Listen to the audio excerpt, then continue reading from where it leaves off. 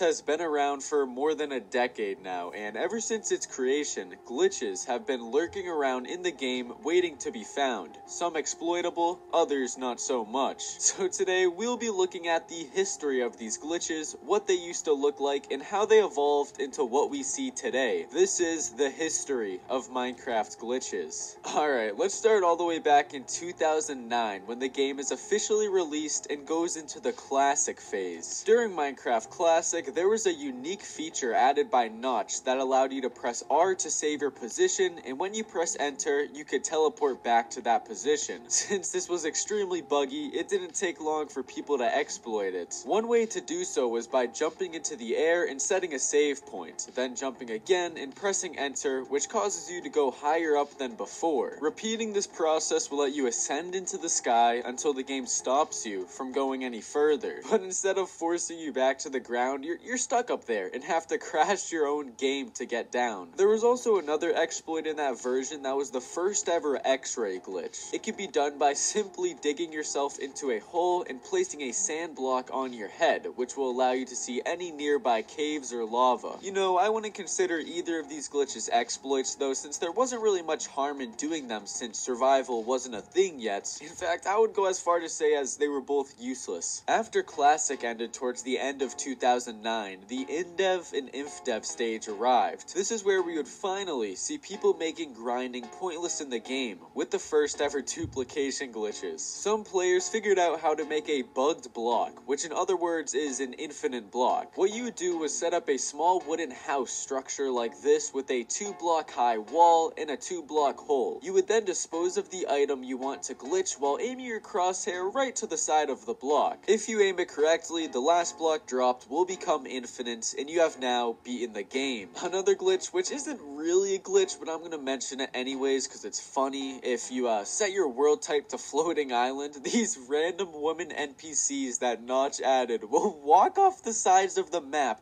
without hesitating once and just fall to their death. Now, we've talked a little bit about the first glitches that players have found and used, but during the InDev and InfDev stage, there was also a couple of strange glitches in the game itself. During the InDev stage, before the world became infinitely generated, you could use the game's setting files to mess with your player positioning and set your coordinates outside of the small spawn region you were limited to. And as you put yourself further out, the game starts to get more and more interesting. First, blocks lose their texture and their hitboxes start to change into cursed shapes. Go a little further and you'll fall endlessly into the void. Then, if you set yourself far out enough, your game will freak out and crash. Another strange glitch that occurred is the Farlands. The Farlands is a world generation glitch that happened in the InfDev stages of the game when the world became infinitely generated. This massive world generation glitch acts as the world border we have today. It is technically the end of the world, and you would have to walk roughly 12 million blocks from spawn to find it. You know, 12 million, that's apparently how far my parents had to walk to school every day, so it can't be that far. But yeah, overall, it looks like a 5-year-old designed that part of the map. Alright, so now we move into the alpha version of the game during late 2010, which out of all the versions was probably the most wackiest and most glitchy. This was also when survival multiplayer was released, so now glitches and exploits that used to be harmless could now be used on servers for unfair advantages. Let's start with the several new duplication glitches that were discovered first. Ethos Lab figured out a glitch which he called the wood generator. It was done by placing boats in the middle of a small square build like this, consisted of cactuses on each corner. When you place a boat down, it'll break, and you actually make a quick profit, getting more wood than what it would usually drop.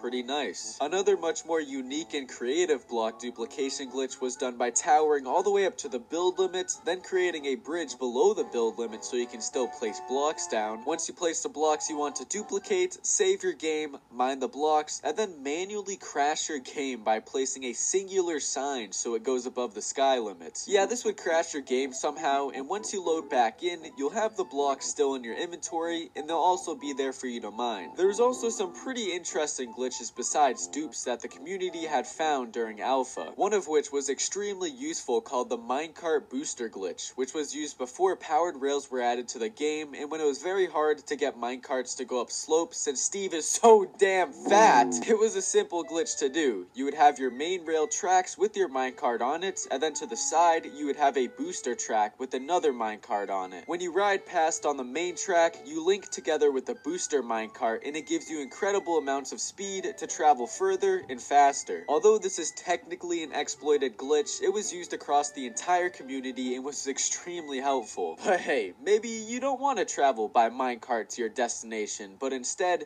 you want to fly a pig. Yeah, probably one of the funniest glitches was when you were able to put a saddle on a pig, and with the newly added fishing rods, you could spam right click which would reel in that massive pig over and over again, ultimately sending you into the air. I guess that's the easiest way to get the When Pigs Fly advancement, am I right? Also, placing a sign on a cactus would crash your game. Placing a sign at height limit like we saw earlier would crash your game. Herobrine would crash your game. Sometimes pressing F10 would crash your game. And for some reason, if you pressed F4, you could spawn in nether portals. Oh, you think that was bad? Well, beta version is going to be just as bad. In 2011, during the beta stage, it just happened to be the time when Redstone was added to the game. And if you know anything about Redstone, you know people love to destroy the game with it. Now, I could go on and on about the different types of duplication glitches made with Redstone, but in this video, I'm only going to mention a few, considering there are probably dozens found in this version alone. The first major game-breaking Redstone glitch was the piston block printer. By creating an automatic on and off redstone circle like this, and using a regular piston and a sticky piston, you can place a block in between the pistons and they'll duplicate it by pushing out copies of the original block, allowing you to mine it infinitely. This is exactly how the government in real life makes money. A player by the name of Kirshar decided to take this glitch to the next level by creating an infinite TNT cannon using the same piston glitch to restock the TNT. Another dupe exploit that was found was done by using a nether portal, which hopefully from alpha you had some left over by pressing F4, a crafting table, and some water. What you would do was slowly slide into the nether portal, and before you're about to go in, you open the crafting table and place an item inside. When you touch the portal, 2 items will be dropped, the original one and a glitched one that is infinite, which can be used as many times as you want, like we saw in the one in the classic glitch from earlier. Staying on the topic of the nether, you could get water inside of the nether. I know you're asking, how is that possible? Well,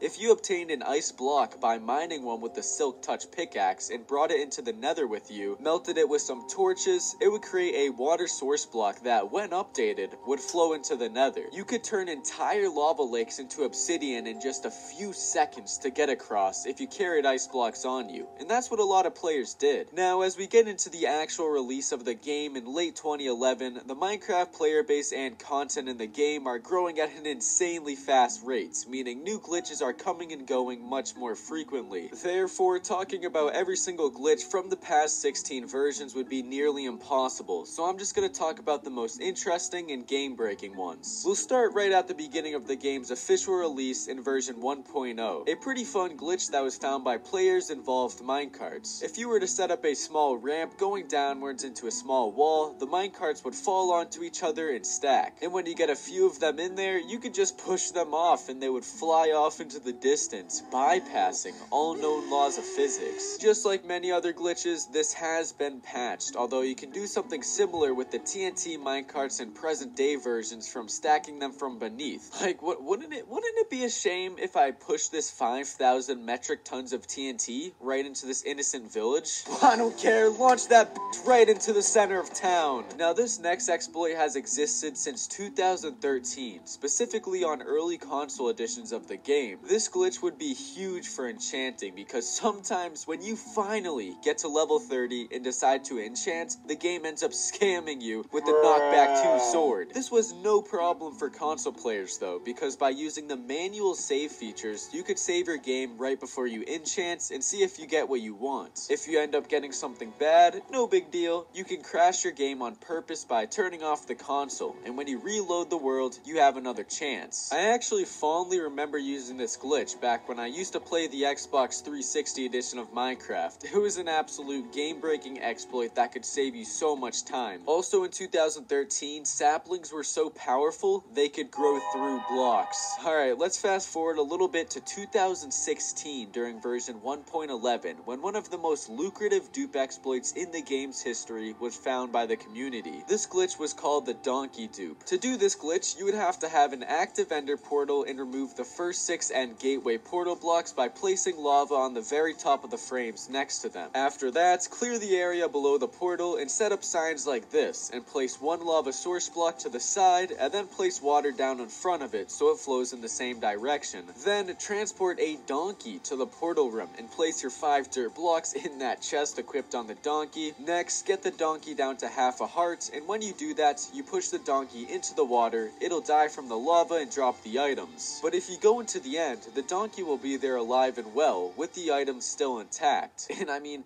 that's pretty inhumane of a dupe, but who cares? You got your dupe. Staying on the topic of the end dimension, a very experienced player by the name of Rayworks built probably one of the most insane mob farm using glitches I've ever seen, an Ender Dragon farm. I had no idea that ever existed or was possible, but here's how you do it. Make a redstone conveyor that pushes an Ender Dragon into an end gateway. Dragon gets teleported into a cage you made, kill the dragon with TNT, leave its chunks during the death animation so you get 12,000 XP each time. Repeat, and there you go. 6 million XP per hour, and in just 15 days, you'll reach the level cap of 21,863. Similar to the flying pig glitch, during 1.15, you were able to fly using minecarts by doing basically the same thing. Hook onto the cart, spam fishing rod, and there you go. And of course, it would be wrong of me not to mention the classic boat flying glitch that Dream uses in his manhunts. Now, as we get into present day, we can see new glitches being found by the community left and right, even in unreleased versions of the game like 1.17. And that isn't even a joke. Several new glitches have already been found in the snapshots of the Caves and Cliffs updates. For example, you can dupe an entire stack of whatever item you wanted dozens of times in about a minute by using the newly added bundles. Overall though, with new items and new features coming out almost every year, the community will